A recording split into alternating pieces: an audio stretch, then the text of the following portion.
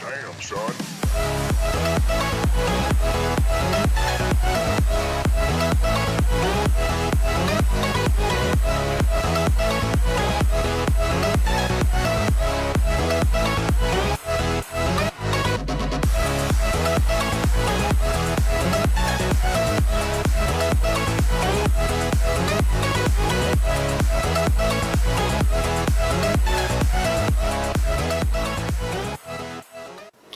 Hola mis queridos hermanos, bienvenidos a un programa más de resumen de los streaming del grupo de jóvenes. Producto de esta pandemia y producto de que estamos cada uno en nuestras casas por la cuarentena, no hemos podido hacer el programa en vivo tal como lo hacemos. Pero para estar con ustedes tal vez unos fin de semana más, hemos decidido hacer estos programas que son resúmenes de los programas anteriores. Hoy día vamos a tener a Connie Bravo, a María Paz, que siempre está con nosotros, la gran María Paz, y también va a estar Fabricio Salinas. Hablamos de distintos temas, entre ellos hablamos acerca del reino de Dios, del arrepentimiento, de lo que es el Jesucristo es el Señor. También hablamos de los tiempos del Señor, cómo nosotros podemos vivir los tiempos del Señor. Hablamos del rema, de lo que es la palabra escrita, su revelación. Hablamos, de distintos temas. Lo importante es poder entender todo lo que hablamos y por eso nosotros tuvimos la idea de hacer este resumen para ustedes. Así que espero que lo disfruten y que sigan siempre en nuestra compañía. Fíjate la palabra aquí dice, Jesús comienza y él dice, arrepentíos, porque el reino de los cielos se ha acercado. Si el hombre alguna vez vivió bajo este reino y este reino se alejó, ¿qué fue lo que alejó? ¿Qué fue lo que causó que este reino se alejara del hombre? El pecado, porque de acuerdo a lo que hemos aprendido y lo que hemos entendido también, el pecado principal que nos aparta es la rebelión contra Dios, el no querer reconocer su autoridad. Y eso deriva todas las otras ramitas que tenemos. Sí, y cabe notar que rebelión contra Dios no es maldecir a Dios. No es un tema así como, Dios, tú no me interesas. No, es yo vivo para mí y no reconozco que Dios, digamos, gobierna mi vida. Ahí inmediatamente estoy, digamos, fuera del reino. Para clarificar un poco, cuando nosotros decimos reino, tiene que ver con el gobierno de Dios sobre nuestras vidas. Es decir, nosotros somos sus siervos, reconocemos esta autoridad. Y es importante también recalcar eso, porque el reino igual se escucha como es el gobierno, es el gobierno de Dios, pero es el gobierno de Dios en tu vida. Claro, porque fíjate que mucha gente le preguntó y le dijo, pero si tú eres un rey, ¿dónde están tus seguidores? ¿Dónde están, cierto, tu séquito, por decirlo, todas las cosas que caracterizaban, cierto, a este reino? Pero este reino se reflejaba en el modo de vivir de Jesús. Claro. El reino de Dios no lo veíamos en una estructura, no lo veíamos en un palacio, no lo veíamos en un templo hecho de manos, sino que la misma vida de Jesús, toda su obediencia al Padre, era la manifestación del reino de Dios en la tierra.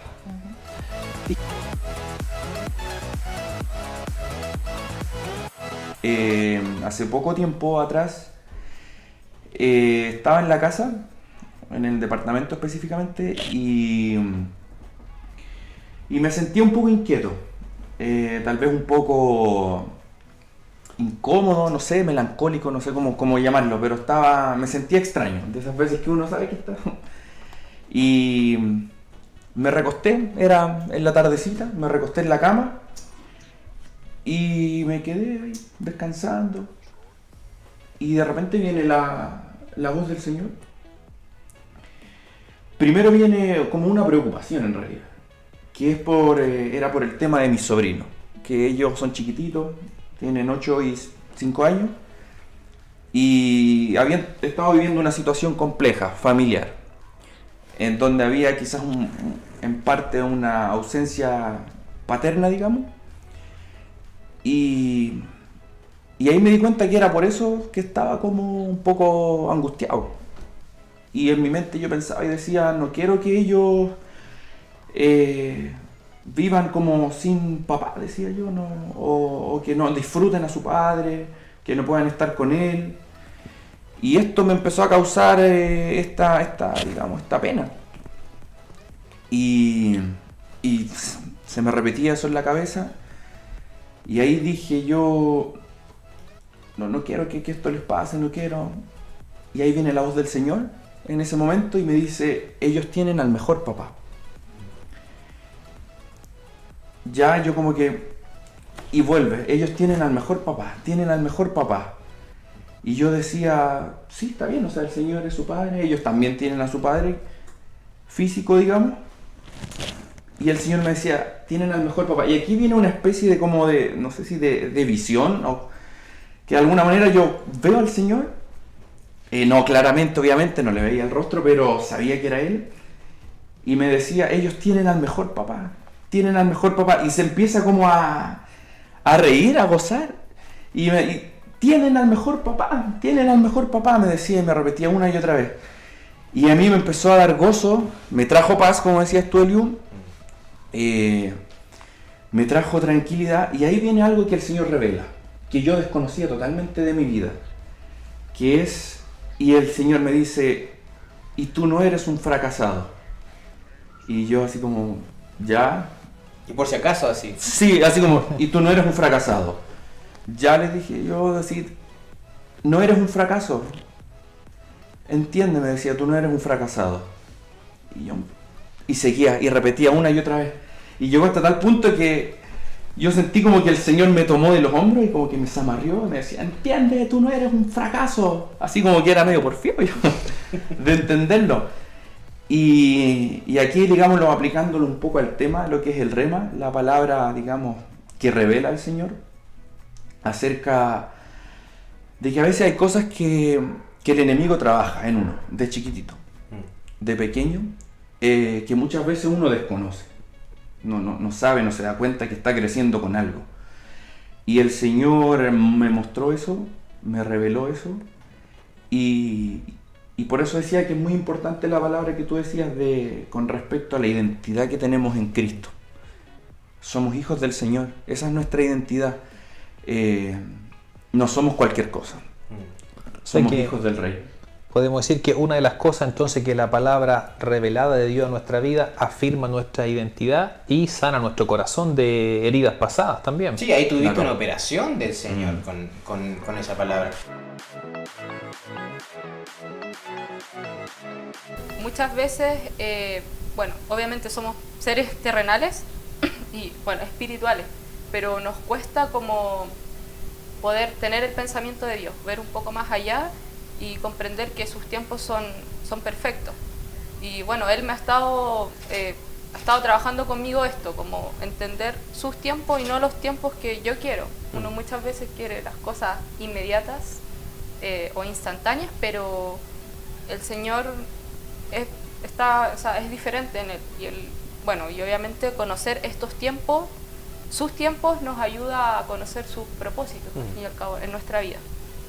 Eso. Qué bueno, conocer los tiempos del Señor. A nosotros yo encuentro que nos abre unas perspectivas diferentes, porque nosotros en la vida tenemos distintas perspectivas. Uno empieza a planificar su vida desde temprano, desde qué sé yo, la adolescencia, empiezan las preguntas: ¿qué vas a estudiar? ¿En qué tiempo vas a hacer esto? Y como tú dices, es súper importante poder, digamos, no quiere decir que no podamos programar nuestros tiempos, pero nuestra programación de tiempo siempre tiene que estar puesta bajo los tiempos del Señor. Yo creo que hay cosas que dependen netamente de los tiempos del Señor y otras que están mezcladas, ¿ya?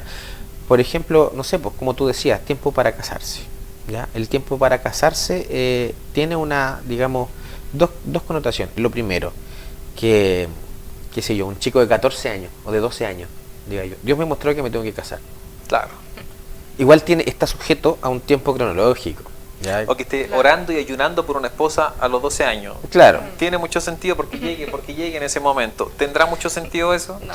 Claro, pero a la vez, si vamos al otro lado, cuando uno ya, y ahí uno puede caer en otro error, en decir, y este es un error bien clásico, es como, yo ya estoy en edad para casarme, ya no sé, 28, 29, voy a cumplir 30, ya cumplí 30, yo tengo que casarme, estoy en edad para casarme. Eso, ¿qué es lo que me hace caer? En encontrar al primero que pille, por decirlo de alguna palabra, ¿cierto? Porque ya tengo que casarme, porque ya toda la gente se está casando, entonces tengo que casarme porque estoy en edad, estoy llevando algo que es de los tiempos del Señor, que es de la guianza del Señor, lo estoy llevando a un tiempo cronológico. Claro. Y ahí es donde hay muchos errores, muchas personas que se casan simplemente porque ya estoy en edad. Y la verdad es que uno debería decir, Señor, muéstrame tú el tiempo. ¿Qué es lo que tú quieres que yo haga? Dime, Señor, bueno, hasta con quién, que eso es lo más sabio que hacer. Pero, Señor, muéstrame. Eso de que mis amigos se están casando todos, que aquí, que allá, yo creo que generalmente, la mayoría de las veces cometer un error, si es que yo me baso en algo que es netamente de los tiempos de Dios, llevarlo a de que yo ya tengo edad para esto. Y no le llevemos solo al casamiento, pongámoslo también a veces los chicos se ponen en alguna relación de noviazgo, digamos, o poroleo, como lo quieran llamar, también tendrá que ver con el tiempo Kairos o con el tiempo Cronos. Por ejemplo, muchos pueden decir, oye, yo ya cumplí 15 años, ya cumplí 16 años, ya es hora ya de que me ponga a porolear porque no lo he hecho nunca. ¿Eso deberá regirse también por el tiempo Kairos o el tiempo Cronos? Connie, ¿cómo lo ves tú? O sea, siempre yo creo que por el tiempo Kairos. O sea, como decía el Rodrigo, no sé, pongamos un ejemplo, están todos pololeando de novios, no sé, a los 15, hacerlo como por una presión como social y de la edad, más que, Señor, ¿qué es lo que tú quieres que haga? O sea, es muy diferente. Y claro, y muchas veces también, como decía el Eliu, podemos tomar decisiones apresuradas, como por decir, se me está pasando el tiempo, no sé, tengo 30, no sé, 35, ya debería estar casado con hijos, pero recordar que los tiempos del Señor a veces son otros. Claro, tener una percepción cronológica de cosas de Dios es un problema. Connie, ¿tú has tenido experiencias, digamos, el Señor en tu vida, digamos, ya sean experiencias grandes o pequeñas, lo que sea, el Señor ha modificado tus tiempos? Sí, o sea, bueno, algo que quería contar y bueno, que yo creo que ya saben, y le comentaba antes a Rodrigo sobre algo que yo tuve que esperar, más de lo que yo, no sé, mi tiempo cronológico para mí fue mucho, pero el tiempo del Señor era el adecuado.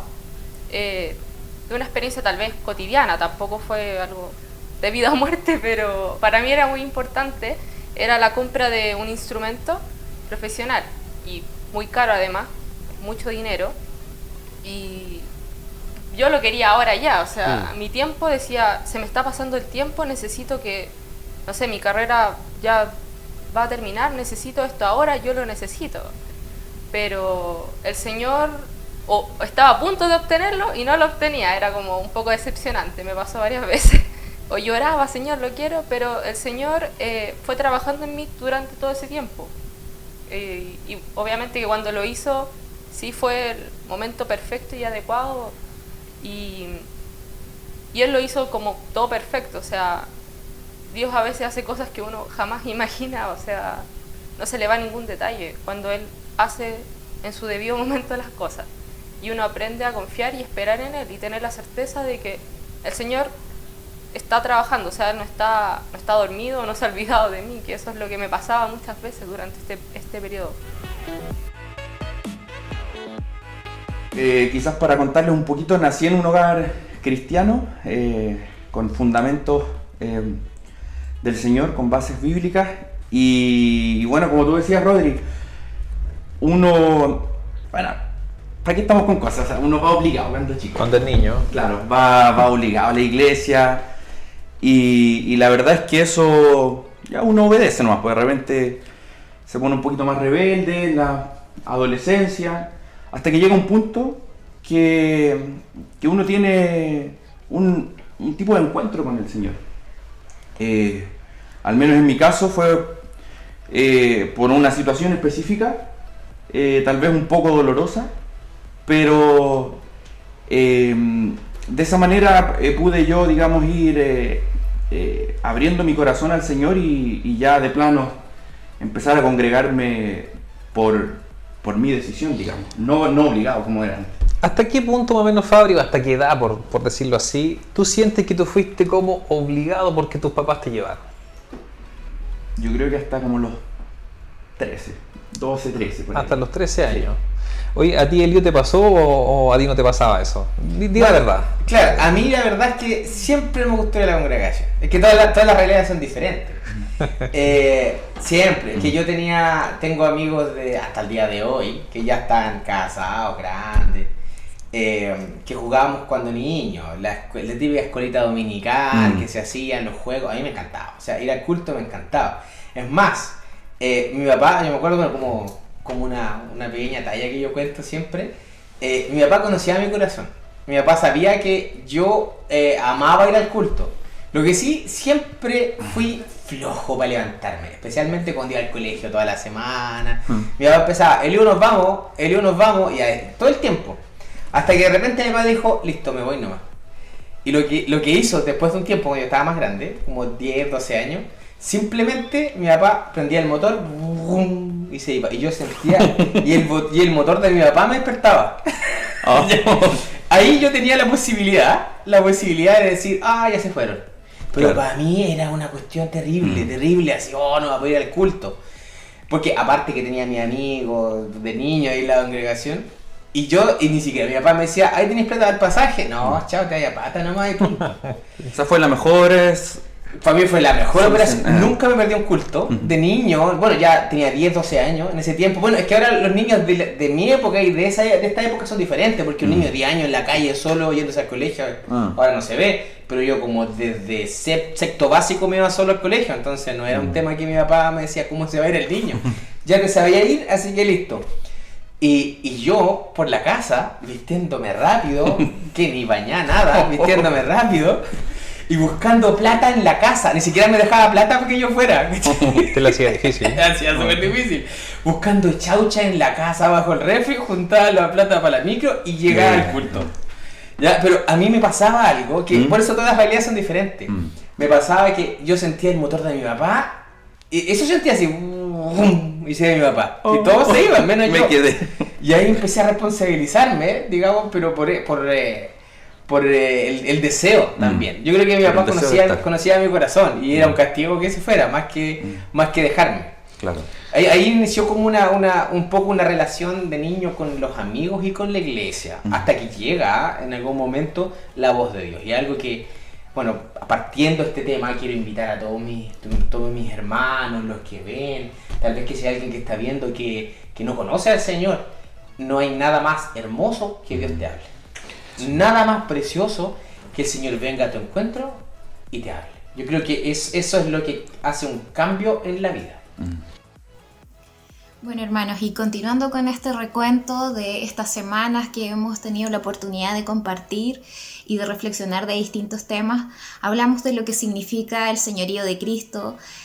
Pudimos compartir lo que significa que Jesús es nuestro Señor, nuestro dueño, nuestro amado, porque este señorío implica una sujeción en amor, una obediencia al Señor en amor. Es un acto voluntario, un acto que de alguna manera busca retribuir con lo que somos, con nuestro corazón, con nuestras intenciones, todo lo que hacemos, poder retribuir al Señor su gran sacrificio y la constante fidelidad que Él tiene. Y además de esto también, en este camino, sabiendo que somos débiles, el Señor siempre nos anima y nos alienta mediante la intimidad que podemos tener con Él, a través de la relación que mantenemos, a través de la intimidad que tenemos también con el Espíritu Santo, lo que nos permite también poder escuchar cuál es su voluntad, cuál es el camino, qué decisiones tomar en todas las áreas de nuestra vida. Y es sumamente importante y nos animamos también a que pudiésemos mantener constantemente esta relación íntima con el Espíritu Santo para conocer cuál es el propósito del Señor diariamente en todo lo que hacemos. Los invito a continuar, poder escuchar estos videos y poder analizar también los temas en conjunto. Cuando hablamos de que Jesucristo es el Señor, ¿a qué se nos viene o qué se nos viene a la mente cuando hablamos la palabra Señor? ¿Qué se te viene a ti, María Paz, cuando hablamos Señor, esta palabra? Yo me imagino el concepto de dueño, propietario. Dueño o propietario, ¿cierto? Y a ti, Elio, ¿qué se te viene a la mente con la palabra Señor? Bueno, yo encuentro que en nuestra realidad actual, lo de hoy, la palabra Señor pasó a ser muy común. Sí. Cuando uno llega, por ejemplo, no sé, a uno, este es el señor tanto, el señor Correa, no sé, aquí llegó el señor Rodrigo Godoy, uno usa esa palabra, pero en los tiempos antiguos, cuando se usó esa palabra, no cualquiera le decía señor a alguien. Un esclavo le decía señor a la otra persona. Cuando alguien decía mi señor tanto, y el que escuchaba eso decía, él es esclavo de otro. Entonces, la connotación bíblica de la palabra señor viene a ser como dueño de algo o de alguien. Claro, mira, justamente la palabra Señor es un reconocimiento de autoridad. Cuando hablamos en la Biblia sobre Señor, estamos reconociendo la autoridad de alguien. Por ejemplo, lo que comentaba, el ejemplo que ponía Eliú, cuando una persona en los tiempos antiguos que existía la esclavitud, alguien iba y adquiría un siervo, adquiría un esclavo. Desde ese momento, la persona que adquiría a un siervo pasaba a ser el señor de esa persona. O sea, pasaba a ser la autoridad de esa persona. Desde el momento en que esa persona pasó a ser propiedad, pasó a estar bajo la autoridad de quien la adquirió. Entonces, aquí nos empiezan a surgir una serie de preguntas, como por ejemplo, ¿cuándo habrá comenzado la autoridad universal de Dios? Buena pregunta, buena pregunta. ¿Cuándo crees tú, Paz, que comenzó la autoridad? ¿En qué momento podríamos decir, mira, desde aquí Dios comenzó a ser el Señor o la autoridad del universo? Bueno, yo creo que Dios es eterno, entonces no hay un principio con Él, entonces es eterno, desde la eternidad no hay un límite, no hay un comienzo donde empieza su autoridad. Claro, mira, hay una gran diferencia, por ejemplo, entre Dios y cualquier otro ser que haya existido o existirá en toda la historia. Es que Dios nunca fue creado. Por eso se dice que Dios, un nombre que tiene es el Alfa y la Omega. O sea, Él es antes que todas las cosas. Nunca nadie puede decir, mira, yo soy antes que Dios. Nunca nadie puede decir, yo creé a Dios. Dios es el ser no creado. Es el ser primero que absolutamente todo. Por lo tanto, Él está por sobre todo. Este principio de la eternidad de Dios nos marca que Él está por sobre todo. Todo lo que viene después de eso, todo lo que no sea Dios, sean personas, sean ángeles, sea el universo, las estrellas, todos fueron creados por Dios. Por lo tanto, Él está por sobre todas las cosas. El Señor cuando habla, cuando nos da estas palabras, nos direcciona, es importante la obediencia también en esto, de parte de uno. En ese momento, digamos, yo lo interpreté de esta manera, que Él me estaba indicando de alguna manera traspasarle esto a ellos. Y yo veo que pasa, digamos, como una imagen en mi mente, que era un dibujo donde yo veía a Jesús en el medio y a ellos a los lados. Y Jesús los tomaba de la mano y los llevaba como por un camino. Y yo inmediatamente interpreté esto, que tenía que dibujarlo y entregárselos a ellos, regalárselos y escribirle un texto ahí. Y se los entregué y la verdad es que hace poco, un día en la casa estaban dibujando ellos y ahí me di cuenta que esto caló profundamente en ellos, porque podían haber dibujado cualquier cosa, estaban en su tiempo libre, y veo que el Mateo le dice a la Eli, le dice, mira mamá lo que dibujé, y le muestra, y vi yo que él dibujó lo mismo que le había regalado yo en esa oportunidad. Claro, que esto fue hace poco, pero la experiencia esa había sido hace mucho tiempo atrás.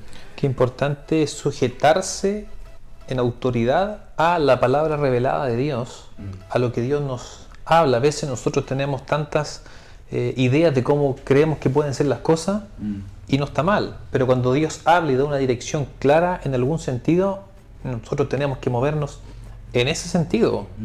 Mira, justamente acá hay un texto que habla de cómo la palabra revelada direccionó, digamos, al apóstol Pablo en su obra misionera.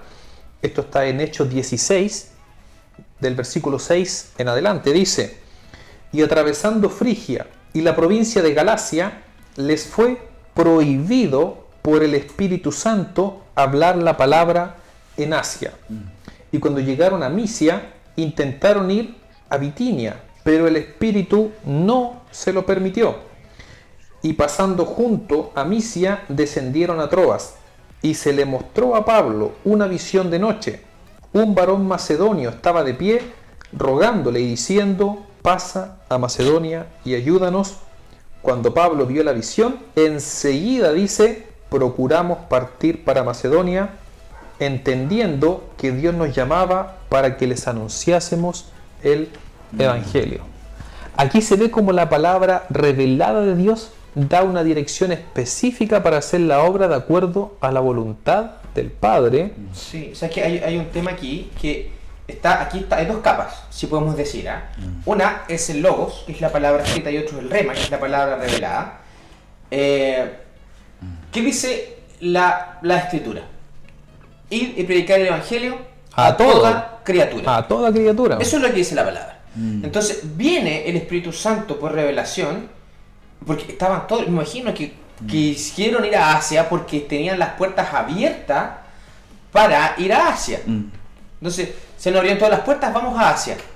Entonces, ¿qué dice la Biblia? Ir y predicar el evangelio a toda criatura. Perfecto, vamos hacia allá. Viene el Espíritu Santo y se pone encima del logo, no lo elimina, no lo saca el logo, sino que lo direcciona, que es otra cosa. Y le dice: no vaya a Asia. ¿Qué problema tenían los asiáticos?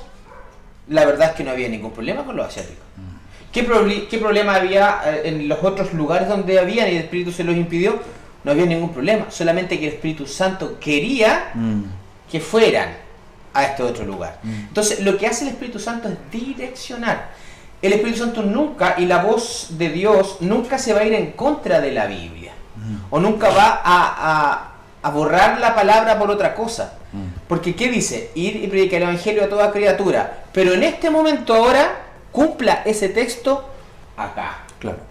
En el futuro, otros hijos del Señor fueron a Asia, otros fueron a África, a distintos lugares. Pero el Señor, ¿qué quería con ellos en ese momento? Ir a ese lugar. A eso le referimos con la palabra revelada, que siempre es como una especie de rompecabezas, y más que un rompecabezas, está cubriendo un poco la palabra que yo leo en la Escritura. Y direccionando. Toda obra que nosotros hagamos, todo lo que esté en nuestro alcance para seguir al Señor, tenemos que igual buscar la palabra del Señor. El caso que yo hablé recién de Moisés. Moisés quería hacerlo, quería liberar al pueblo, eso estaba en su corazón desde ya. Pero cuando tuvo poder para hacerlo, cuando viene el Señor y ¿qué le dice? Libera a mi pueblo. Ahí tuvo poder. Entonces el rema, aparte, la palabra revelada, aparte de entregar dirección, entrega poder. Que eso es importante. Cuando alguien tiene una dirección del Señor, también obtiene poder del Señor. No un superpoder a estilo Avenger, sino para hacer lo que el Señor te dice. Es como cuando el Señor está caminando sobre las aguas y viene, ¿cierto? El discípulo le dice: Señor, yo quiero caminar. ¿Y qué le dice el Señor? Le dice: ven. Y cuando le da el ven, ahí su pie no se hunde. Como tú dices, en el caso de Moisés, me acordaba también que él... que tampoco no es por nuestras fuerzas o nuestro intelecto o nuestras habilidades, es el poder del Señor. Él, me recuerdo ahora que él dice que no quería ir, digamos, porque él no era, se cree que era como tartamudo, que tenía problemas con... Claro, algo le costaba hablar, parece. Sí. Claro, y él no quería, pero es el Señor el que hace la obra. Él es el que... Oye, y al revés, mira, ¿qué pasó con Moisés mismo? Cuando él, motivado por su buen corazón, por decirlo así, por su buena intención, sí, claro, él intentó, ¿cierto?, ir y hacer una buena obra y de alguna manera liberar la opresión del pueblo. Le salió el tiro por la culata en ese sentido, po. Terminó matando a un egipcio, terminó escondiéndolo, terminó arrancándose, siendo que la intención era buena. Y terminó 40 años en el desierto. No fue que se pegó una vueltecita nomás. 40 años diciendo: hasta aquí nomás llegó mi deseo de liberar a mi hermano. Justamente, entonces vamos viendo la importancia, mi hermano que está en la casa escuchándonos, de escuchar la voz de Dios. ¿Tú alguna vez estuviste así como en tu carrera, lo que estás estudiando, a veces decir así como, chuta, ¿será para mí? ¿No será para mí? ¿Tuviste eso tú alguna vez o no? Una crisis vocacional. ¿Sí? Esa cosa. Sí, muchas, o sea, sí. ¿Te cuestionaste tu estudio? Sí, más que nada porque igual mi carrera no es una carrera tradicional, o sea, muchas veces yo creo que todos buscamos una estabilidad económica y Claro. estudiar artes, claro, voy por el lado, pucha, me gustaría ser normal, salir y que me hablen de si voy a encontrar empleo, porque en mi carrera jamás se habla de eso, pero bueno, tampoco... ¿Y te han dicho, gente te ha dicho a ti, por ejemplo, así como, estás estudiando música, chuta, es complicado, ¿te lo han dicho, no, no? me han preguntado, ¿cuál es tu campo laboral? O ¿cuándo vas a estudiar una carrera de verdad? También me he preguntado. ¿En serio? Eso sí. Y yo como, no, si música es una carrera de verdad. Claro. No, Pero- no te pregunto por el hobby, te pregunto por la carrera. A veces Claro. la gente Sí, dice eso. oh, qué bonito es lo que hace, o dicen, oh, qué relajante, qué lindo, pero Claro, no, sí. no lo toman como algo serio, que sí es una disciplina de alto rendimiento. No, totalmente. Sí. ¿Y tú te has cuestionado? Así como, Sí, más que chuta. nada por, o sea, bueno, Dios, no me cabe duda que, bueno, Dios permitió que hiciera todas las cosas, pero también, claro, está esa duda que de repente una pucha, ¿qué estoy haciendo aquí? O no sé, Señor, quizás esto no era lo que tú querías, pero sí, yo creo que me ha ¿Y, pasado. me ha y en, pasado. y en tu interior, qué te ha hecho seguir? Porque tal vez que, bueno, pues muchas veces tuviste oportunidad de decir, chuta, tal vez me tengo que ir.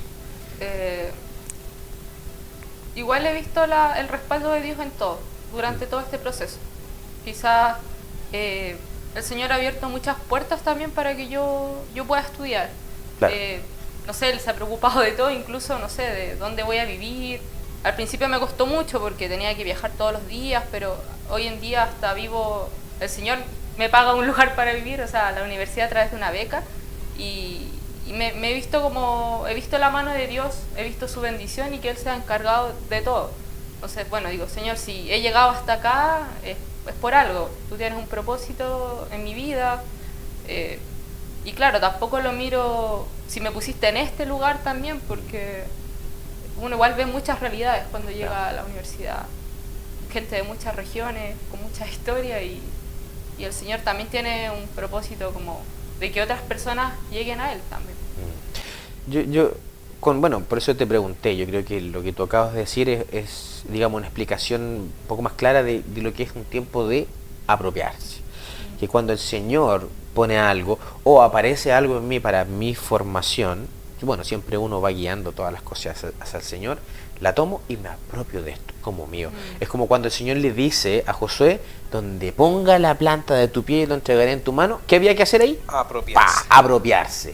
Entonces, por eso le preguntaba a la Connie si había tenido alguna vez eso, chuta, ¿será para mí esto? ¿Será? Pero hay algo que nos impulsa y dice, tengo que terminar. Y estas dudas no son cosas así como del diablo, ¿ah? Porque uno dice, el diablo me quiere sacar. No, porque aparecen estas cosas. ¿Será para mí esto? ¿No será para mí? Pero es que me voy a apropiar de esto. A no ser que el Señor diga, cámbiese. A no ser que el Señor vaya hablando. Claro, tampoco he escuchado como el Señor, no sabéis que hasta aquí llegaste, tampoco he sentido. Obviamente son unas dudas De uno, así como que de viene... uno Sí.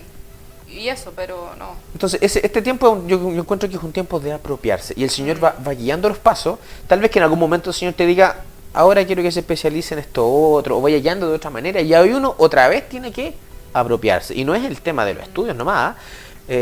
Yo como ya profesional, digamos, de la educación, siempre estoy buscando qué cosa estudiar, cómo digamos, capacitarme. Y cuando esa puerta se abre, ¿qué uno hace? Otra vez se apropia. Si es que vamos por el lado de los estudios, o otras cosas, promesas del Señor, o simplemente oportunidades que el Señor abre. Yo así lo veo con el tiempo de apropiarse, de decir esto entonces es mío, a no ser que el Señor me diga lo contrario. Claro. Pero también está el tiempo de desprenderse. Y ese es otro tiempo que el Señor también habla en nuestra vida. El Señor dice en un momento, cuando tu mano derecha, ¿cierto?, de alguien no sepa qué es lo que hace tu mano izquierda, ¿cierto? También hay tiempo de desprenderse. ¿Te ha tocado tiempo tener que desprenderte de algo, Connie?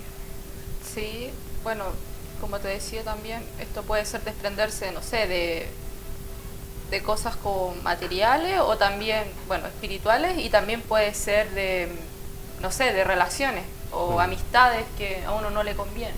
Claro, enfoquémonos primero en la parte, digamos, más material, ¿ya? A veces nos toca, el Señor nos llama, ¿cierto? Podemos tener algo que nos ha costado mucho, que nos ha costado mucho conseguir, y de repente el Señor te dice, vaya usted y regáleselo a alguien. Es difícil, ¿cierto? Sí, creo puede que ser difícil. sí, me ha pasado. Sí, me ha pasado desprenderme de cosas materiales, pero no sé si algo así como, no sé, un auto, si regale ese auto. Claro. No, No, pero ahí puede ser un auto, pero puede ser, imagínate, llevaste de colación tu pancito con queso y bien preparado, bien alineado en la casa. Sí. Y el Señor dice, vaya y regáleselo al compañero que no trajo nada. Claro. También puede ser, también puede Pueden ocurrir, ser ¿no? cosas más cotidianas. Hay tiempo de desprenderse. Sí. ¿Te ha tocado, Bolívar, desprenderte de algo? Sí, bueno, en términos materiales, Sí. yo tengo, por ejemplo, más allá de desprenderme de cosas grandes, el Señor una vez me mostró muy fuerte en mi corazón esta palabra que dice, el que te pida, dale. ¿Ya? El que te pida, dale. Esa palabra el Señor me caló muy hondo en el corazón. No es el que te pida, si es que es para esto, otro, ahí evalúa si es que le das. La palabra es el que te pida, dale. ¿Ya? Yo entiendo muchas personas y hermanos que dicen, yo no doy plata a este viejito porque lo usa para tomar, es curadito. Y también los comprendo a los hermanos que dicen eso. Pero para mí la palabra dice, el que te pida, dale. Eso. Entonces, ya allá, si la usa para tomar o drogarse, da lo mismo. Y aquí podemos entrar en cualquier tipo de polémica. Alguien dice, pero es que estoy fomentando. La palabra dice que te pide, dale. Entonces, yo ahí aprendí a desprenderme de eso. Ya, porque también tenía eso, pero es que este viejito, ¿para qué usa la plata? Que son cosas simples, pero que se empiezan a meter en el corazón después para las cosas más grandes. Pensando en proyectos, un poco, proyectos para tu vida, cosas a futuro, bueno, mismos proyectos matrimoniales que tú tuviste en tu pasado, estudios, qué sé yo. ¿Cómo ha influido para ti el rema, la voz revelada del Señor? Ha sido fundamental. Como habíamos hablado anteriormente, te va guiando, te va dando, porque a veces uno desea cosas o tiene quizás como la idea de hacer de los pasos que uno va dando, pero a veces el Señor dispone otras.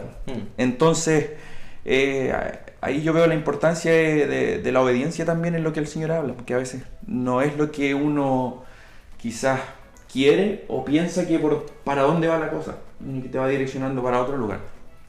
Eso de esa manera lo veo. Sí, la dirección es bien importante. Ahí yo hago siempre una invitación a los hermanos a preguntarle al Señor ¿debo ingresar a esta empresa? ¿Debo cambiarme de trabajo? ¿Qué hago con esta situación laboral? ¿Esta deuda que tengo? ¿Qué tengo que hacer? Eso es súper importante. Yo personalmente he tenido un montón de experiencia, digamos rápidamente. El Señor una vez me dijo, usted entregue el currículum a esta persona, nadie más. Lo entregué y en la tarde tenía el trabajo. Entonces el rema es tan importante porque te direcciona. Yo creo que, bueno, hay dos consejos, digamos, básicos que se pueden dar. El primero, cuando vaya a leer la Biblia, que sabemos que esta también es revelación, pero es como podemos decir revelación general para todos, no hay simplemente que leerla y punto. No es así como, ya, hoy día tengo que leer la Biblia, así que la voy a leer. No, es dedicarse antes y decir, Señor, muéstrame. ¿Qué es lo que tú me quieres decir con esta palabra? Háblame, Señor. Y yo me he dado cuenta que el Señor nos habla a todos. Porque hay gente que me dice, pero hoy usted tiene un oído tan preparado para esto, que escucha aquí y allá. Y sí, eso ocurre con la práctica. Pero yo, por ejemplo, a los discípulos nuevos, yo les leo un texto. Ya, y esto yo aprovecho de enseñarlo online ahora a, no sé, 300 discípulos que hagan este video, tal vez más. Les leo un texto. Voy a elegir cualquier texto, por si acaso, voy a abrir un salmo, estoy pinchando cualquiera. Ya, este salmo. Dice así: no te impacientes a causa de los malignos, ni tengas envidia de los que hacen iniquidad, porque como la hierba serán cortados y como la hierba se secarán. Confía en Jehová y haz el bien, y habitarás en la tierra y te apacentarás de la verdad. Deleítate a sí mismo en Jehová y Él te concederá las peticiones de tu corazón. Entonces al discípulo nuevo, yo le digo, ¿qué es lo que más te llamó la atención de este texto? Y ahí me puede decir, no sé. Ya, léalo de nuevo. Y empiezo, y él me dice, no sé, algo como que me causó, digamos, me llamó más la atención en confía en Jehová y haz el bien. Eso, por ejemplo. O tal vez que deleítate a sí mismo en Jehová y Él te concederá las peticiones de tu corazón. Entonces, ¿yo qué le enseño? ¿Qué le digo? Ya, Entonces, usted está leyendo la palabra y un texto, y eso va a pasar. Eso no, es imposible que no pase, debo decir. A todos los discípulos le ocurre. Una parte, ni siquiera un versículo entero, es confía en Jehová. Eso me llegó. Entonces, cuando me llega en ese momento, cierro la Biblia, porque no tengo para qué leer el capítulo, o 10, o 20, 30 capítulos, cierro la Biblia y empiezo a orar. Señor, yo confío en ti. Enséñame, Señor, a confiar en ti. Porque en ese momento algo ocurrió. Pequeñito, que es imperceptible a alguien que está recién aprendiendo. En ese momento algo ocurrió. Señor, yo quiero confiar en ti. Enséñame, Señor, a confiar en ti.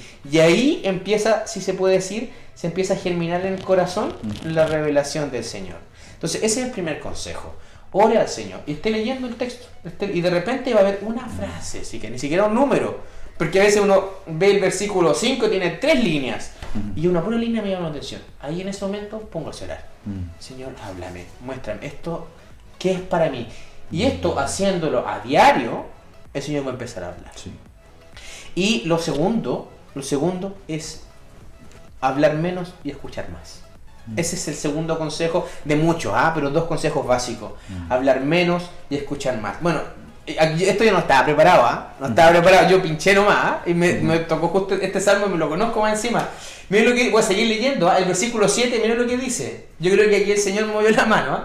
Versículo 7 dice, o el 5, encomienda a Jehová tu camino, confía en Él y Él hará. Exhibirá tu justicia como luz y tu derecho como el mediodía. Dice, guarda silencio ante Jehová y espera en Él. ¿Ya? Ese era mi segundo consejo. Señor podríamos decir que fue un rema online. El Señor me mostró justo este texto. Dice, guarda silencio ante Jehová. Entonces, cuando yo oro al Señor, muchas veces estoy, Señor, gracias por este día, lo de hoy, yo te ruego por esto, mi trabajo en la oficina, aquí y allá, cuídame de todo mal, y empiezo a hablar.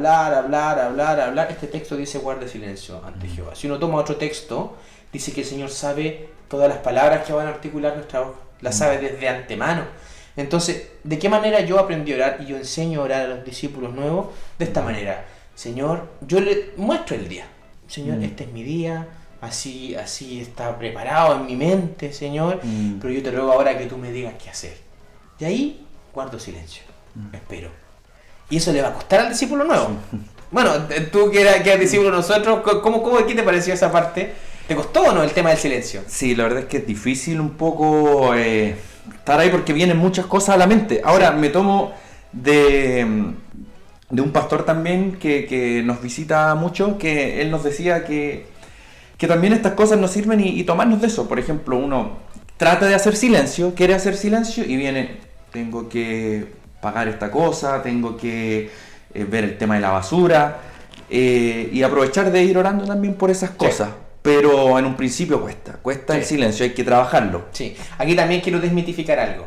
No es poner la mente en blanco. ¿Ya? Porque cuando dice guarda silencio ante el Señor, que el Señor te hable, uno tiende a poner la mente en blanco. Eso es lo que dice toda la filosofía asiática, digamos budistas, dice usted tiene que poner la mente en blanco. La verdad es que para escucharla al Señor no es poner la mente en blanco, es poner la mente en Cristo, que es otra cosa. Es llevar todo a Jesús. Por ejemplo, estoy orando y a todos nos ha pasado esto, voy a escuchar al Señor. No he pagado el agua.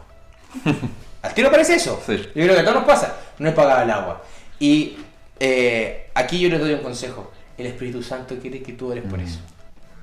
Espíritu Santo, tú provees. Yo pensé que el consejo era pague el agua. No sé. También el Señor está hablando. Me recuerdo, de nuestros grandes mentores, Víctor Rodríguez, yo le hice esa pregunta. ¿Qué pasa con las cosas que llegan a mi mente? Me dice, ¿nunca has pensado que es el Espíritu Santo que te está hablando? Sí, que te está dando dirección. Y ahí cambió mi oración. Cambió completamente. Y cuando yo digo, tengo que llevar el auto al mecánico. ¿Verdad que estoy llorando? Ya no hago eso. Señor, ese auto es tuyo. Ese auto es una bendición, Señor, que yo la pongo a tu servicio. Gracias, Señor, por eso. Y ese pensamiento se empieza a ir cuando ya oré por él y sigo esperando. Y ahí el Señor habla. Hay como todo ese proceso mental. Yo recibí esa dirección de que el Espíritu Santo mismo te está diciendo. De repente estoy así. ¿Qué será del Juan? ¿Ese qué será del Juan? Chao Juan, chao. No, tengo que orar. No. Señor, yo te ruego por Juan. Da lo mismo si es cristiano o no. Señor, toca su cuerda. Porque el Señor te está hablando. El Señor nos habla siempre. El problema es que no sabemos diferenciar y escuchar la voz. Entonces, 2 consejos para aquel que aún dice cómo hacerlo. Lea la palabra y un texto va a salir hacia afuera. Y ahí empieza a orar. Y lo segundo, guarde silencio. Y las cosas que lleguen a nuestra mente, hay que orarlas y se van a ir hasta que nuestra mente quede lista para escuchar directamente al Señor.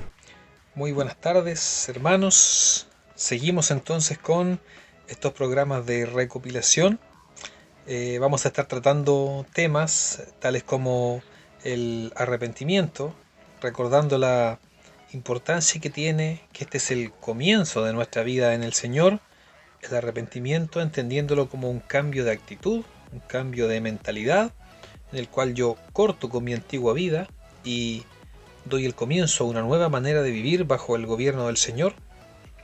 También estaremos tocando el tema de la palabra y su revelación, donde sabemos que no basta solamente con leer la palabra, sino que debemos hacerlo mediante una profunda comunión con el Espíritu Santo, pidiéndole a Él que nos hable directamente a nuestro corazón a través de su palabra revelada. Finalmente, esta es la palabra que nos da guía y dirección en toda área de nuestra vida. También hemos mencionado el tema de nuestros tiempos de aflicción y cómo debemos enfrentar todo esto, con nuestra confianza puesta en el Señor, sabiendo que Él está tratando con nuestra vida y que, como la palabra dice, todas las cosas a los que aman a Dios los ayudan a bien.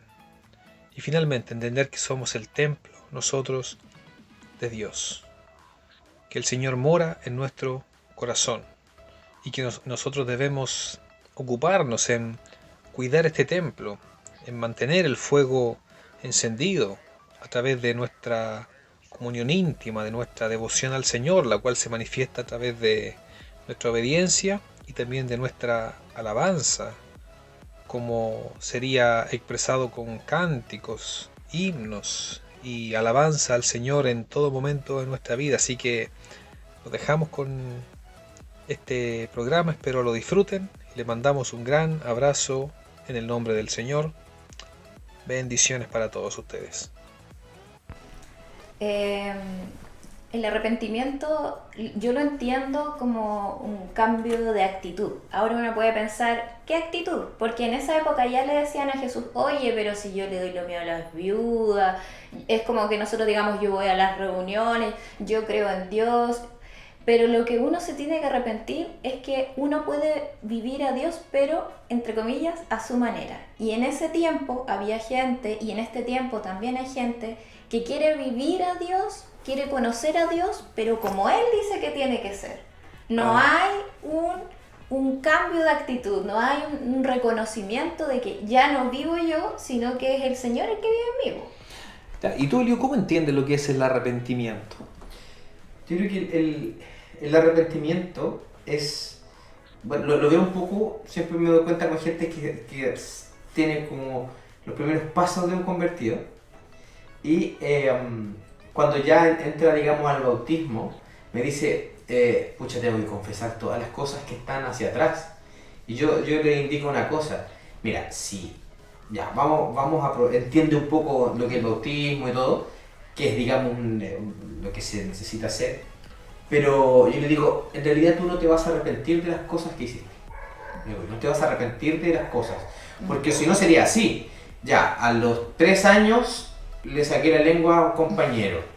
Después, en ese mismo año, me robé un vuelto de mi mamá. Le saqué la lengua porque puede ser... Bueno, puede ser ambas, Hay niveles, hay niveles. Sí, claro. Depende del niño. Me le saqué la lengua y mi hermano pues se la sacó y se la... Vamos a dejarla en las dos posibilidades. Deja de ver televisión. Ya, después mi mamá me mandó a hacer la cama. ¿Cuántas veces? Debe haber sido unas 150 veces que mi mamá me mandó a hacer la cama y no lo hice, le desobedecí, Señor, perdóname por eso. Después así, tener que mencionar todos los pecados, todos, quedaría incontable, desde el niñito hasta la adultez. Entonces, puede pasar inclusive, se bautiza y después de bautizado dice, verdad que le pegué a un compañero y no lo confesé. Entonces, no es un tema, yo no me arrepiento de lo que hice, claro, sino que me arrepiento de lo que fui, que es diferente. De cómo vivía. De mi forma de vivir, de mi Sí. forma en donde para mí es donde yo mandaba mi vida. Uno dice, ya, tengo profesores, autoridades, sí, pero igual todo se maneja de acuerdo a lo que yo quería y lo que me valía a mí. Entonces, yo me arrepiento de vivir para mí, en realidad, de vivir fuera del reino del Señor. El arrepentimiento viene a decir, Señor, perdóname, porque yo solo pensé en mí todo el tiempo. Y ahora, Señor, yo me someto a tu reinado, que debo decir que el reinado del Señor es incontable alegría, gozo, es bendición tremenda. Para mí nunca ha sido un peso de cosas que uno tiene que hacer esto, para mí ha sido un agrado hacer las cosas del Señor. Entonces, no es un tema de arrepentirse de lo que hice, sino de lo que fui. Yo fui un rebelde, Señor, ante ti. Yo nunca te seguí, no te busqué, Señor. Y si te busqué a mi manera. Desde ahora en adelante, yo quiero entrar a tu reino por medio de ti y quiero que tú seas el que dirige mi vida. Ahí yo veo el arrepentimiento desde ese punto de vista. Reconocer a Jesucristo entonces como la autoridad, ¿cierto? Eso implica que Jesús también es mi Salvador, porque yo me acuerdo que muchas veces yo cuando yo era niño a lo mejor escuché que me decían que yo tenía que creer que Jesús era mi Salvador, y en ese acto de fe, de creer que Él me salvó, yo inmediatamente salía de la potestad de las tinieblas, por decirlo así, salía de la condenación. Pero poco se hablaba de lo que era reconocer a Jesucristo como el Señor. Sí. Entonces la pregunta es, ¿puede Jesús ser mi Salvador sin que yo lo haya reconocido como mi Señor? ¿Cómo lo ven ustedes eso? Yo creo que es imposible.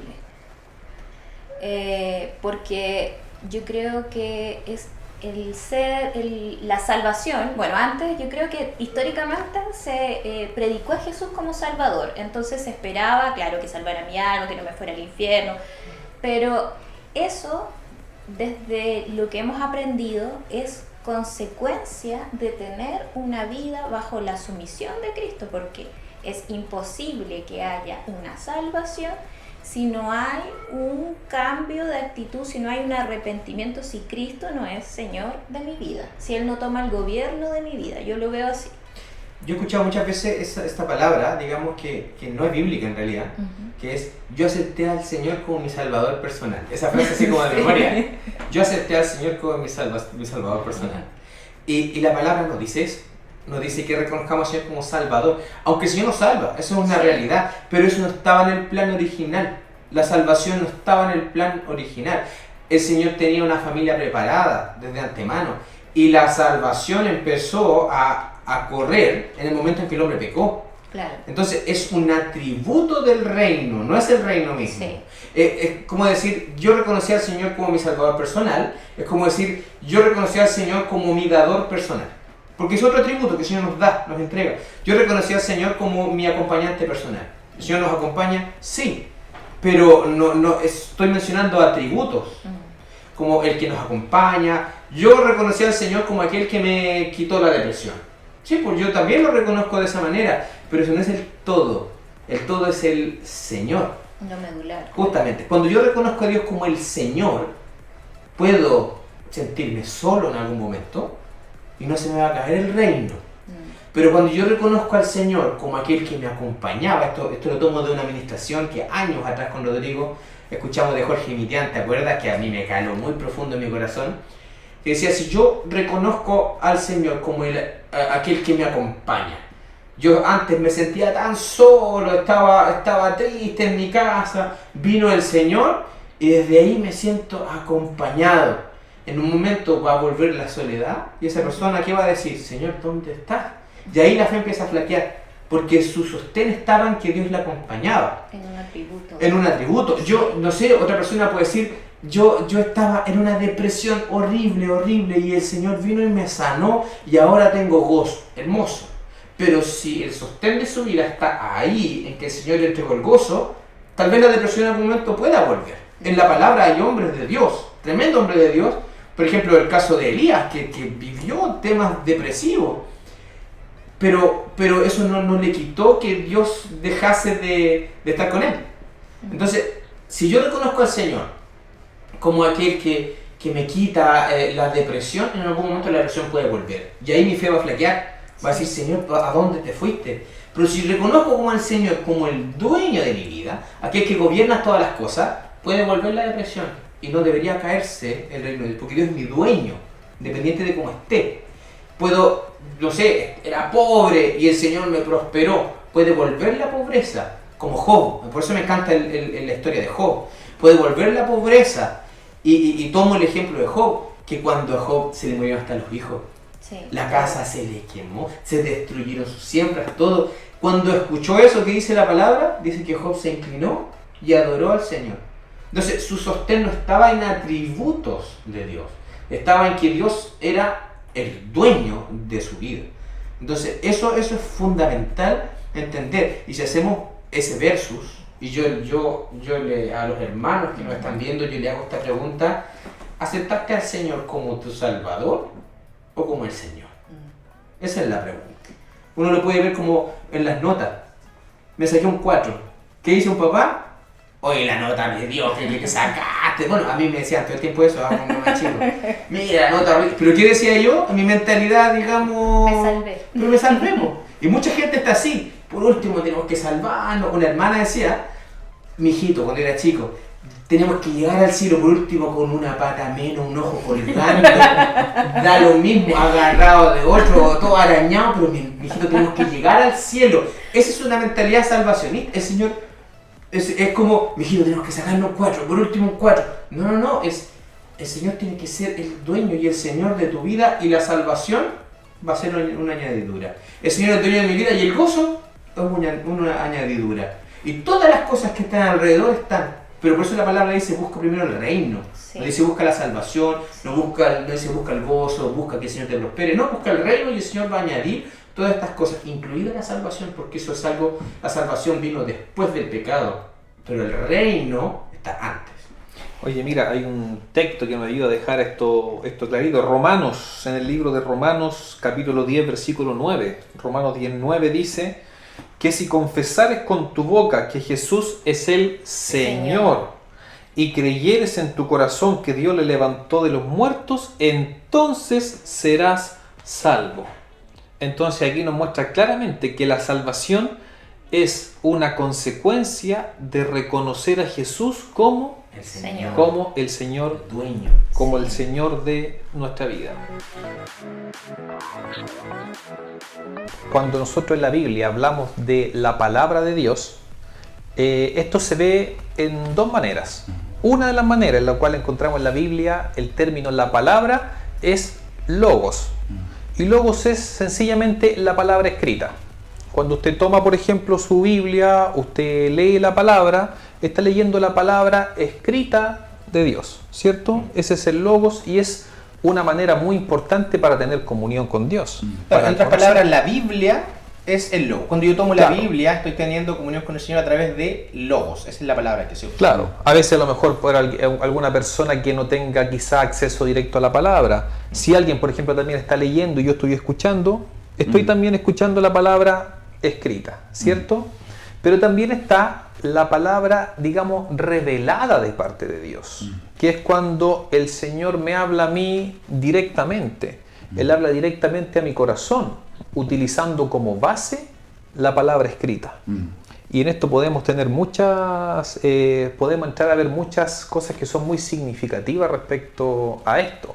Por ejemplo, en el Evangelio de San Juan, capítulo 1, Juan parte diciendo acerca de Dios, acerca de Jesús. En el principio, capítulo 1, versículo 1 de Juan. En el principio era el verbo, ¿cierto? Y ahí textualmente lo que Juan pone es: en el principio era el logos. Sin embargo, si seguimos avanzando en los textos, vamos a llegar al versículo 14. Y aquí hace una diferencia Juan. Dice que en un principio, cuando era el logos, él estaba solamente con Dios. Nadie más, digamos, ningún ser humano lo podía ver. Pero en el versículo 14 dice que esta palabra, que es Jesús mismo, nos fue revelada, se nos manifestó a nosotros. Y Juan dice, y vimos su gloria. esto que estaba oculto, digamos, cubierto tras el velo celestial, ahora se nos reveló a nosotros. Mira, una cosa tan importante, digamos, que mencionar es que la palabra revelada de parte de Dios tiene que estar enmarcada dentro de la palabra escrita. Sí. ¿Cierto? Porque a veces hemos visto también que esto se puede prestar para malo entendido, ¿cierto? A lo mejor alguien puede decir, mira, a mí Dios me habló esto, o muchos dicen, Dios me dijo esto, ¿cierto? Pero eso que Dios me dijo, eso que Dios me habló, tiene que estar dentro de la palabra escrita.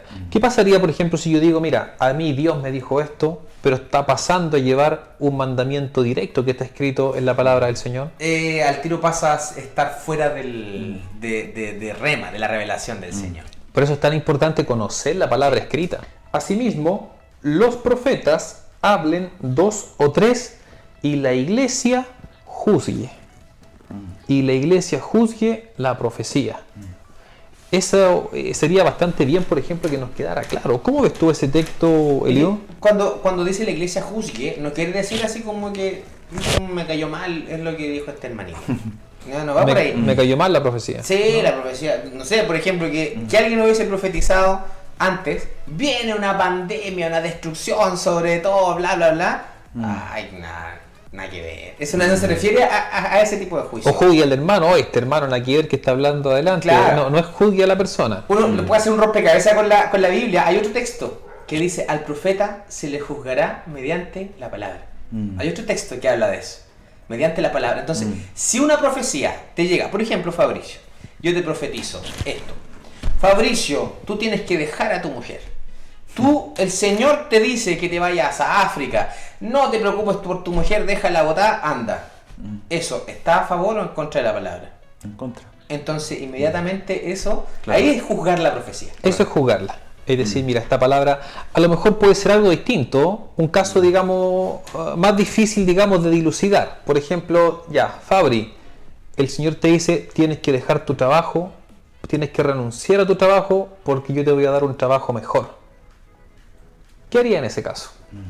Vendría. ¿Qué haría? A pedirle confirmación, no sé, más revelación. ¿No? Claro. O alguien podría decirte, no, estás desobedeciendo porque yo te estoy entregando una palabra profética. Alguien podría pensarlo de ese modo, ¿cierto? Pero mi hermano, entendemos acá que la palabra da otra dirección. Dice, juzgue. O sea, yo tendría que decirte en ese caso, Fabri, mira, yo recibí esto de parte del Señor, pero tú tienes la responsabilidad ahora de orar por esta palabra, pedir consejo. Cuando dice los demás juzguen, significa también que la palabra profética tiene que sujetarse a la autoridad de la iglesia. Yo no puedo tampoco llegar, por ejemplo, a decirle, mire pastor, el Señor dice que usted tiene que ir a abrir una obra, así que usted tiene que ir a abrirla porque esta es la palabra de Dios. No, la palabra del profeta tiene que sujetarse a la autoridad de la iglesia, ¿cierto? Sí. Poner esto ahí para que la iglesia, para que el cuerpo, digamos, de ancianos, ¿cierto? Oren por esto hasta que Dios dé luz clara de la dirección y el momento para actuar. Sí, mira, bueno, si uno va a la palabra dice que en tiempos de aflicción para el Señor uno tiene que gozarse. Eso dice la palabra, gózate en las pruebas. Cuando hay tormentas en tu vida, gózate, porque el Señor está probando y está tratando con tu vida. O sea, los tiempos de aflicción están hechos también para crecer y uno tiene que mirarlos de esa manera, ¿ya? Un poquito, digamos, preguntando a la Connie también cómo ha estado tu vida, digamos, en tiempos de aflicción que todos nosotros hemos tenido. Si alguien dijera así como, yo jamás he tenido tiempo de aflicción en la vida, yo creo que está teniendo un problema grave, ¿cierto? Pero tiempos de aflicción, Connie, ¿cómo tú has llevado esos momentos? Yo creo que, claro, como decís tú, Eliu, es como un tiempo para gozarse y obviamente Dios quiere enseñarnos algo a través de esos tiempos. También puede ser un tiempo de madurar. Yo creo que sobre todo en los tiempos de aflicción puede salir a brote nuestras emociones, nuestros sentimientos, y Dios quiere que nosotros aprendamos a sujetar esas emociones, como muchas veces nos pueden, claro, caer en la inmadurez, como en, no sé, ponerse, no sé, en una actitud a la defensiva, y estar sabiendo que el Señor tiene un propósito en toda situación. Y yo creo que de los momentos de aflicción son los momentos donde más podemos crecer espiritualmente, porque igual uno tiende a buscar más al Señor en aquellos tiempos. Sí o sí uno dice: Señor, necesito tu respuesta, Señor, muéstrame qué estás haciendo, qué quieres tratar en mi vida en esta situación. Entonces yo lo veo así también, como por ese lado. Sí, y el tema de gozarse en la aflicción, a veces es difícil entender eso, porque el Señor de repente abre tiempos de aflicción y eso es una realidad.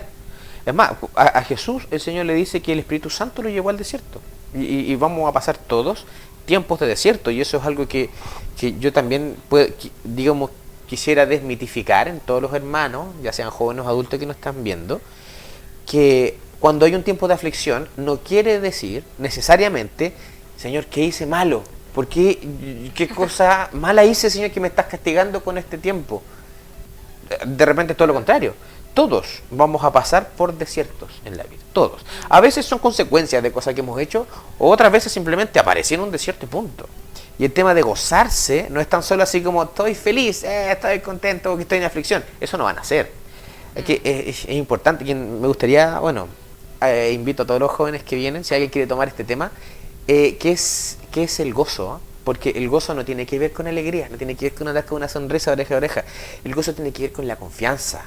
O sea, independiente de que esté feliz o que esté triste, si yo tengo mi fe y mi confianza puesta en el Señor, por ahí va un poco la definición del gozo. Entonces, cuando dice gózate en las pruebas, no quiere decir así como anda saltando por las calles, sino que tu confianza y todo lo que esté adentro tuyo esté en la confianza en el Señor, y que eso te produzca descanso. Entonces, ese es un poco el llamado cuando hay tiempos, y debo decirlo, es más, profetizárselo a todos los que están viendo la pantalla, porque eso es una realidad bíblica, que todos vamos a pasar por desiertos. Y eso no quiere decir que cometí algo porque estoy ahí, sino que de repente el Señor nos pone en el desierto, tal como Jesús nos pone en el desierto.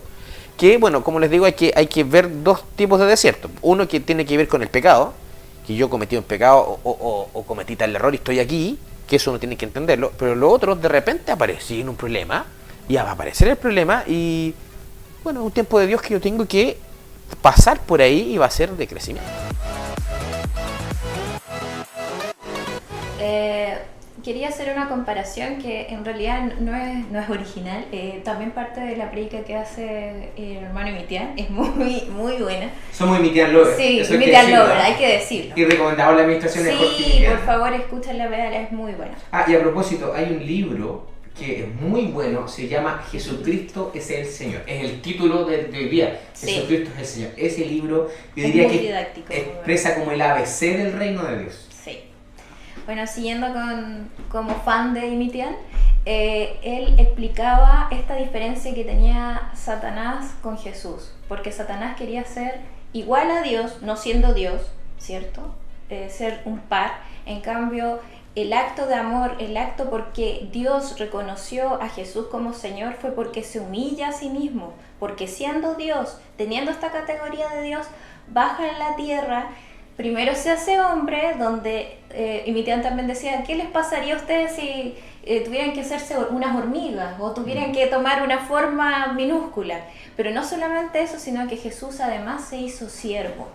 Entonces, cuando a mí me pasa que de verdad cada vez que escucho este tema lo analizo, como que me vuelvo a convertir. Me pasa que pienso y me examino, y veo la importancia de reconocer en todo que Jesús es el Señor, porque Él vivió lo que se supone que yo tengo que vivir, que es humillarme a mí mismo. La diferencia es que yo no soy Dios, yo no soy el creador del universo, yo soy María Paz, y por un acto de amor de este Dios supremo, Él viene a la tierra, se hace hombre, siervo, y producto de eso yo veo ese acto y no puedo dejar de reconocer su autoridad. Entonces creo que para mí es una confrontación diaria, hasta con lo más pequeño, hasta de decidir qué actitud voy a tomar frente a una discusión, cómo voy a abordar a situaciones como gente que no me agrada, porque yo creo que también es lícito, o o como simplemente qué es lo que el Señor quiere que haga en este momento. Entonces yo creo que es un ejercicio diario preguntarse qué es lo que el Señor quiere que yo haga, cómo vivir el señorío, porque eso implica ya no vivo yo, sino que Cristo vive en mí. Entonces, negarse a sí mismo y ser como Jesús. Este concepto de que Cristo vive en mí se puede ver de hartas áreas, de muchas. Y una de ellas, que a mí me encanta verlo, que Jesús no tuvo humildad en realidad. Jesús es humilde. Sí. Son conceptos que nosotros Claro, tenemos. Es como, personificado. nosotros tenemos que desarrollar humildad. Pero la naturaleza de Dios es humildad, es humilde. La palabra no dice Dios tiene amor. ¿Qué dice la palabra? Es amor. Dios es amor. O sea, la esencia de Dios son estos atributos que nosotros tenemos que desarrollar. Claro. ¿Ya? Nosotros tenemos que desarrollarlo. Tú eres buena para abrazar a las hermanos y hermanas de la congregación, tú echas el agua. ¿Me puedo abstener de responder? Yo a ella la conozco como a los 14 años, así que ahí está un poquito respondiendo. De repente cuesta, Sí. ¿cierto? Me Alguna. cuesta. Te Gracias. echa el agua, te Sí, echa el agua. realmente, me has Ya, expuesto. Cuando termine el coronavirus, todos los hermanos van a ir a abrazar a María Paz. Por favor, ¿ya? Este es un Oye, me niego a mí misma, lo hago. ¿qué es el tema? Po? A eso voy. Que hay cosas que cuestan y uno se esfuerza por ellas. Pero la palabra dice que Dios es amor. Entonces cuando entramos en un reino, no entramos tan solo en cosas que tengo que desarrollar, sino cosas que tienen que surgir espiritualmente. Sí. Y empezar a vivirla con la práctica. Hay cosas que a mí me cuestan. Yo, digamos, siendo pastor, y siempre me he encontrado, el Señor me ha, digamos, en cuanto a los 5 ministerios, yo soy más maestro que pastor. Ya, bueno, el Señor me lo ha revelado, me lo ha mostrado. ¿Sabes por qué? Porque para mí enseñar la palabra y escudriñarla, buscarla, me encanta. Pero de repente, y esto también me aprovecho de echar el agua a mí, cuando yo veo que hay hermanos que me dicen, oye, necesito hablarle esto, acá, de repente yo me tiendo como a cansar. Digo yo, chuta, ya, tengo que escuchar otra vez. Ya, voy para allá. Y lo hago con mucho amor, lo hago con mucho deseo. Sí, se hace. Pero naturalmente no me surge. No me surge naturalmente, qué rico, voy a escuchar a este hermano, las situaciones que tiene. No me surge esto, ¿ya? No quiere decir que todo aquel que yo estuve en su casa escuchando lo estaba lateado, no Y quiere por si decir acaso eso. no quiere decir que a mí no me gusta abrazar a todos los que he Exacto. abrazado. Quiero aclarar, Exacto, no hay un estamos acto de amor exagerando ahí. aquí. Pero el tema es que hay cosas que yo digo, pucha, a mí me encanta enseñar la palabra. El Señor, no sé, me revela cosas y me gusta enseñarla, más que nada en el ministerio de maestro. Pero la parte pastoral, en mi caso, carnalmente es más débil. Es más débil. Por eso yo, ¿qué es lo que hago? Me esfuerzo más en escuchar, en estar. Pero lo que tiene el Señor es esto natural. Entonces tenemos que desarrollar como los atributos del Señor, es como lo que viene después del reino. Después de reconocer al Señor como el Señor, empiezo a desarrollar atributos. Si al Señor le gustaba estar con la gente, y eso está claro, que le gustaba estar con la gente, si a mí no me gusta estar con la gente, ¿qué debo hacer? Esforzarme. Esforzarme para ello. ¿Por qué? Porque mi deseo es ser como Jesús. Y es el deseo de todo hijo del Señor. Y ahí. Y yo creo que también es importante destacar que la obediencia sin amor se vuelve en un yugo, en religiosidad, Sí. no en vida. Por eso yo creo que es muy importante no olvidar lo que dice Rodrigo, que el sacrificio de Cristo está basado en el amor del Padre por todos nosotros, en el amor de Jesús, y nuestro reconocimiento de Jesús como Señor tiene que ver con reconocer que Él nos amó primero y nosotros lo podemos amar y dejamos nuestra vida a sus pies. Sí. Yo hago una invitación también a todo aquel que nos está escuchando y no conoce al Señor, ya no ha doblegado su vida al Señor. Yo encuentro que hay un paso que queda primero. El Señor, háblame. Señor, yo necesito que tú me hables, porque para vivir el reino hay que enamorarse del Rey. Sí. Eso está claro. Hay que vivir enamorado del Señor. Porque si yo no estoy enamorado del Señor, su reino, sus propósitos, va a ser una carga. Por lo tanto, todo aquel que se acerca al Señor necesita decir y tener una experiencia con el Rey. Y eso está en otros reinos, eso no existe. O también unos pocos tienen esa experiencia. Pero la palabra que dice, búscame y me vas allá. Golpea y yo te voy a abrir. Entonces yo hago una invitación a todo aquel que está escuchando y no conoce al Señor. Debo decirle que el Señor no pide todo. Sí. Pide todo, no pide algunas cosas. No dice, entrégame estas cosas. No, el Señor pide todo, esa es la realidad. El Señor pide tu vida completa, pero es la puerta del reino y de esa manera comienzo a vivir el reino y todos los beneficios que conlleva vivir en este reino. Bueno, queridos y queridas, ha sido un tiempo de comunión hermoso, ha sido un tiempo también de poder recordar las verdades del Señor en familia, con los amigos.